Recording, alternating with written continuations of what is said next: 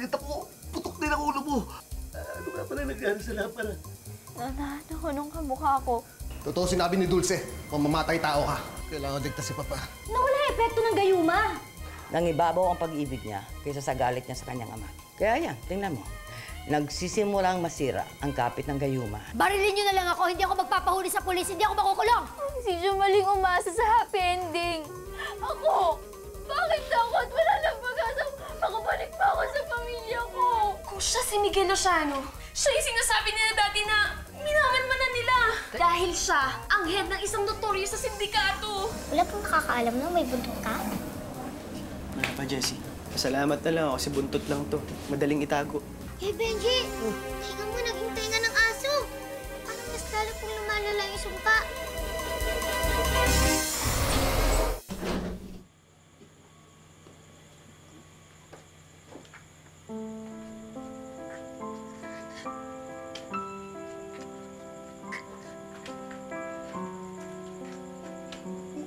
Lucy, huwag ka nang malungkot. Wala naman pong dahilan para maging masaya, Mang Sidjo.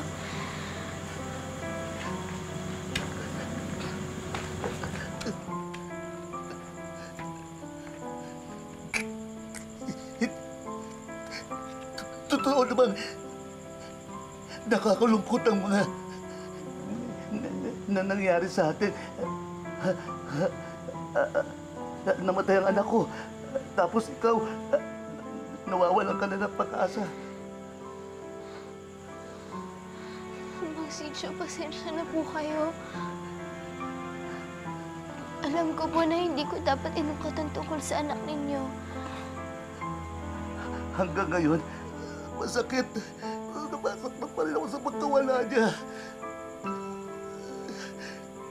Nalulungkot ako pag naiisip ko siya. Pero may mas nakakalungkot. Ang sayangin ko ang pagkawala niya. Mas nakakalungkot.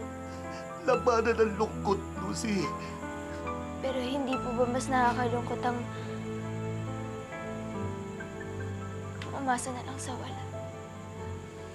Kaya susuko ka na lang. Sasayangin mo ang sakripisyo ng tatay mo para lumabas ka. Ganun ba gusto mong gawin, Lucy? Ganun ba?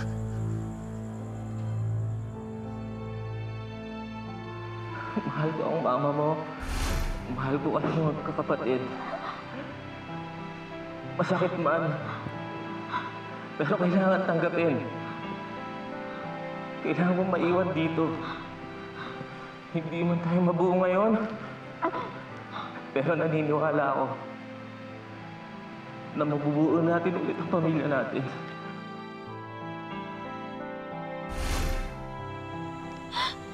Si Jo, ayoko man pero wala akong magagawa. Hindi ako katulad ng mga prinsesa sa fairy tale. Hindi ako katulad ni Snow White na bigla na lang darating yung prinsipe niya at hahalikan siya. Hindi ako katulad ni Sleeping Beauty na hahalikan siya. Anong gagawin mo? Si Jo, halik. Yun ang nagpapagaling sa lahat ng prinsesa sa fairy tale. Baka pwede ko rin yung magamit. Kasi si Benji, nung naging aso siya, hinalikan ko lang siya, nagbalik na siya sa pagiging tao niya. Baka pwede rin mangyari sa akin yun. Tama yun, Lucy. Siguro, yun ang dapat mong gawin. Ang kumbinsihin mo ang prinsipe. Si Benji, nahalikan ka. Tama po. Si Benji na lang ang tatanging paraan. Si Benji na lang nag-iisang sagot sa mga problema ko. Siya na lang ang paraan para magbalik ako sa dati.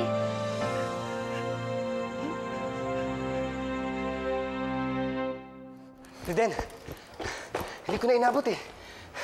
Natakasan ako. Hanggat nakakawala yung babae yun, hindi pa tapos ang ating problema.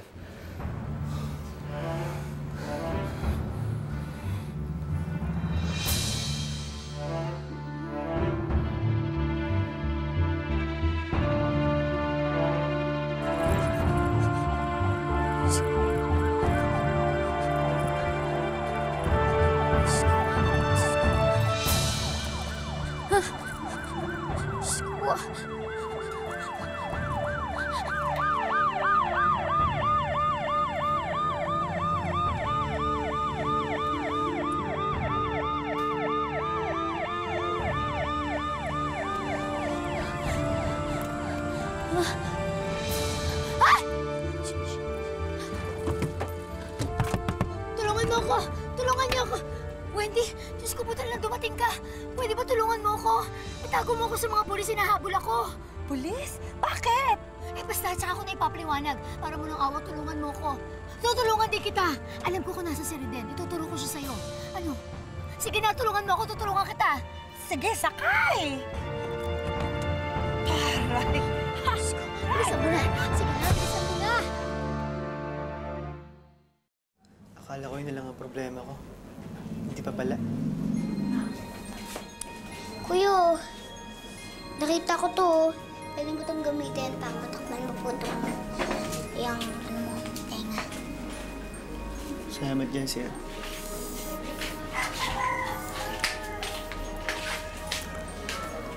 Kuya Benji, naisip ko po kung paano po kung magkaroon po kayo ng ilong ng aso o di kaya po yung mga balahibo ng aso sa buong katawan.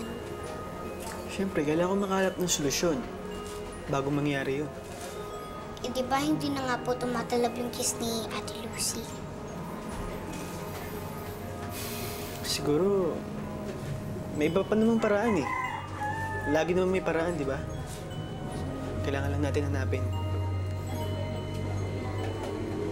Benji, Anong ginagawa mo dito? Ikaw na naman? kailangan kita. Ikaw yung sagot sa problema ko. Ako? Oo. Ikaw. Yung halik mo. Yun yung magpapawalang bisa sa sumpa sa akin.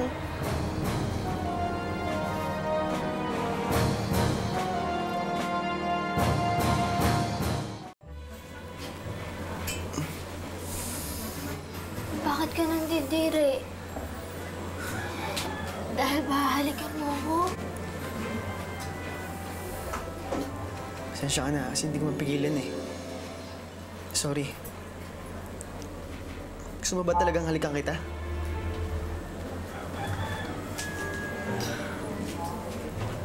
Dahil yun na lang ang paraan para masira ang sumpa sa akin. Nung una, lampara. Ngayon naman halik. Ano ba talaga? Hindi ka ba talaga susuko? Hindi.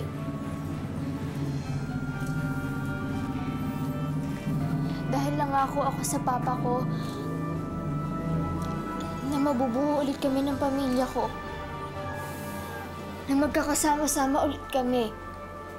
Kaya hindi ako pwedeng basta-basta na lang sumuko, Benji. Kuya, kung ako po sa'yo, pagbibigyan ko po siya. Bakit? Naniniwala ka sa kanya? Eh, hindi naman po, pero sa tingin ko hindi naman po siya masamang tao, tsaka parang hindi naman po siya nagsisinungaling eh. Gusto mong halikan ko siya dahil sa kutob mo. Kuya, wala naman po mangyayari kung nasasabi po siya ng totoo. Tsaka baka siya pa po yung makasolve dun sa problema niyo, dun sa sumpa niyo. Anong sumpa? Meron po kasi siyang buntot at saka tenga ng aso. Oo nga. Nakita ko nga yung buntot mo noon. Bumalik ka na pala sa pagiging aso mo.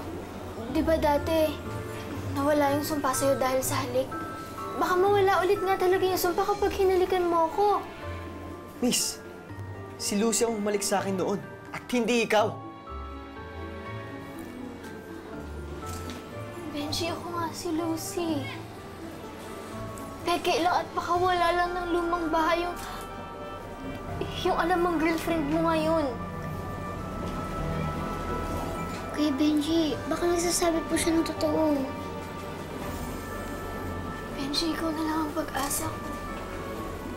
Pumayag ka na, kuya. Sige na. Sige. Pumapayag na ako.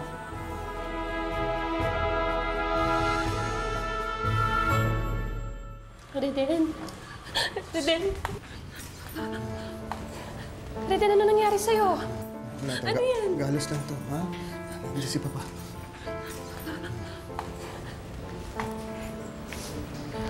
Papa, Dulce, buti mo okay kayo, Papa. Wala akong nangyari sa inyong masama.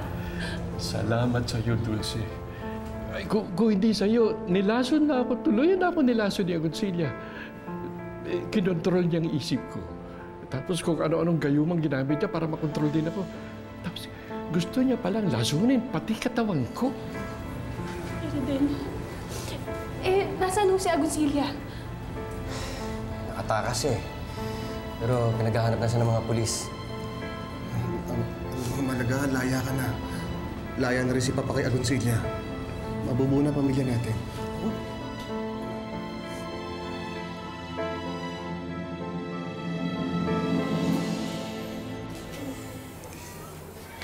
Sige, pipikit ako. Ako din.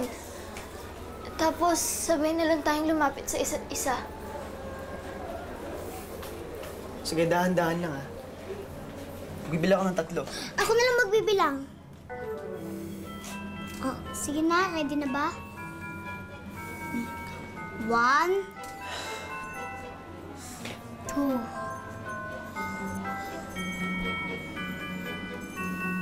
3.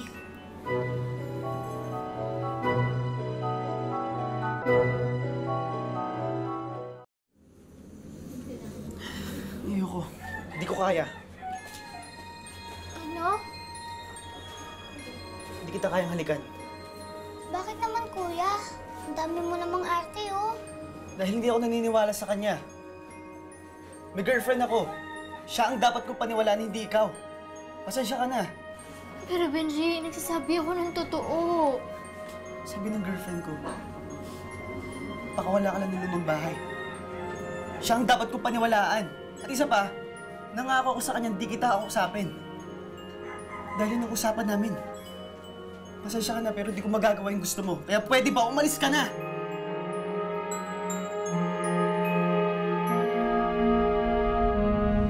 Bigla ba naman akong binaliktad ni Tito Duarte? Ako ang sinisi niya sa nangyari sa kanya. Tama ba yun? If I know, ikaw talaga may kasalanan. Pwede ba? Hindi ko naman kailangan na maniwala ka sa akin. Kailangan ko lang itago mo ako. At gaya ng deal natin, sasabihin mo sa akin kung saan nakatira si Riten.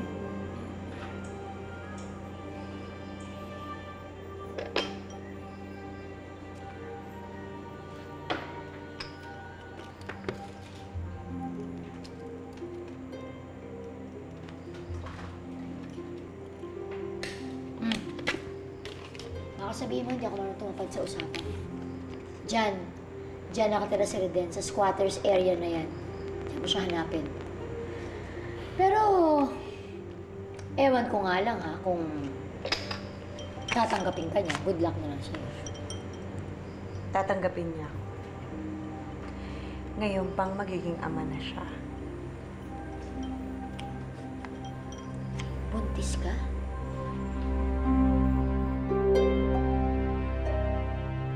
Pang hinihintay mo! Umalis ka na! Alam mo? Minsan hindi ko inisip na magagawa mo sa akin to, Benji. Ano ba ginagawa ko? Kaano-ano ba kita? Hindi ba kita kilala eh? Dahil ba pangit ako? Dahil kuba ako? Benji, nung naging palaka ka, hinalikan kita. Nung naging aso ka, tinanggap pa rin kita bilang kaibigan ko. Tapos ako ngayon, ganyan ka? Hindi ako naniniwala sa'yo! Sige, maniwala ka sa peking ako. Maniwala ka kasi nagpapanggap lang ako. Magsisisi ka din. Sandali! Saglit lang! Jessie, hindi siya bulid. Kuya Benji, paano kung siya talaga si Ate Lucy? Jessie, hindi ako maniniwala hanggat wala akong nakikitang katibayan. Mahirap na, Jessie. Kuya, naaawa po ako sa kanya eh. Sa tingin ko, hindi naman po siya nagsisinungaling. Baka totoo po lahat ng sinasabi niya. Alam ko. Pero di ba nakulong ka rin sa lumang bahay? Alam mo naman maraming mahiwagang engkanto doon. Baka siya po talaga makasolve sa problema niyo. Jessie, ayoko naman dagdagan pa yung problema natin. Pero kuya, kawawa naman po siya oh. Kapag napatunayan kong peke si Lucy, doon lang ako maniniwala. O sige kuya, ikaw bahala.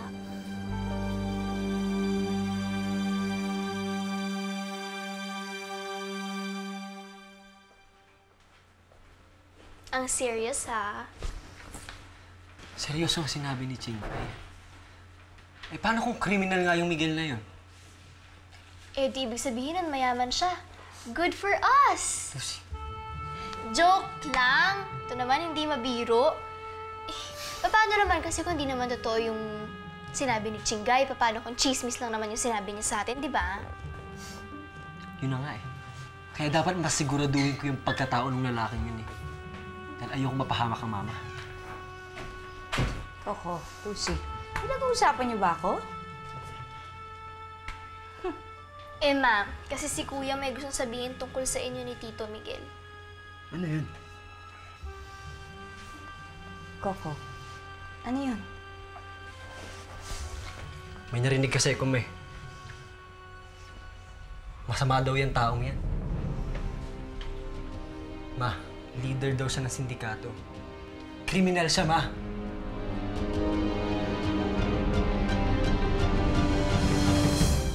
Inakusahan ba ako? Sino may sabi sa'yo niyan? May prueba ka ba? Yun nga po yung sinasabi ko, Tito Miguel. Kasi po ito si Kuya masyadong mabilis magpapaniwala sa mga sabi-sabi ng ibang tao eh. Ay nako, huwag kayo maniwala sa mga narinig niyo. Sinisiraan lang ako. Coco, humingi ka ng tawad sa Tito Miguel mo. Ma, bakit naman ako magsusorry dyan? Eh, sinabi ko lang naman yung mga sinabi sa akin, ah. At saka hindi nyo ba nakikita, concern lang po ako sa inyo. Concern ako sa pamilyan to, ma. Miguel, sorry ha. Hindi ko nga alam bakit nagkakaganyan si Coco eh. Oo nga, Kuya. Bakit ba sobrang tutol ka na maging masaya si Mama? Teka, bakit parang mas kinakampihan nyo pa siya, ma? Coco, sumusobra ka na ha. Tama na yan. Wala akong kinakampihan dito. Ha? Pero namimintang ka, mali yan, anak. Anak, hindi kita pinalaki ng ganyan, ha? Pero ma, tinuruan ako ng papa para alagaan kayo. Protektahan kayo. Bantayan kayo, ma. Pero, wala na siya. Diba? Ano? Tama ba yung pinagsasabi mo? Hindi ko kayang kalimutan ng papa. Pero mas hindi ko kayang pumasok yung lalaking yan sa pamilya natin. Hinding-hindi! Miguel, sorry ah. Sorry. Pasensya ka na.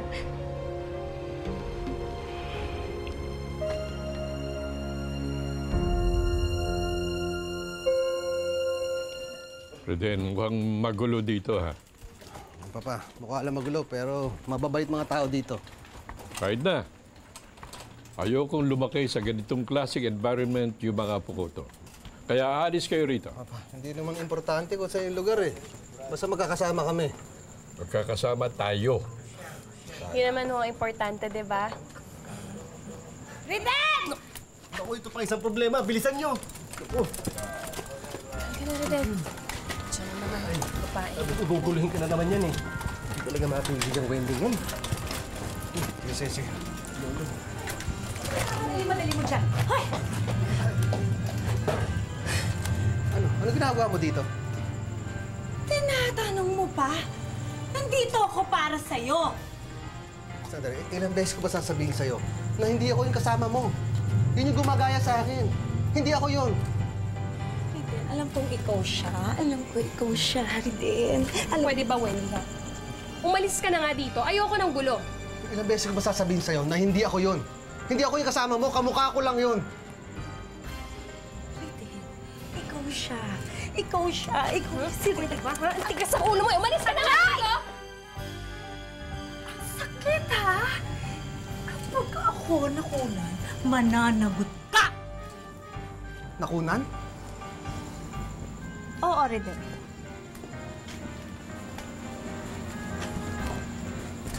Buntis ako. At ikaw ang ama.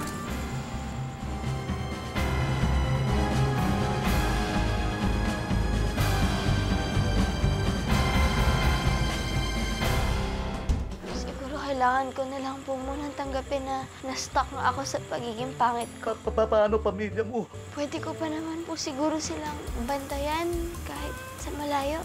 Pwede ko pa rin po silang mahalin. Ate, sino yan? Hindi ko alam eh.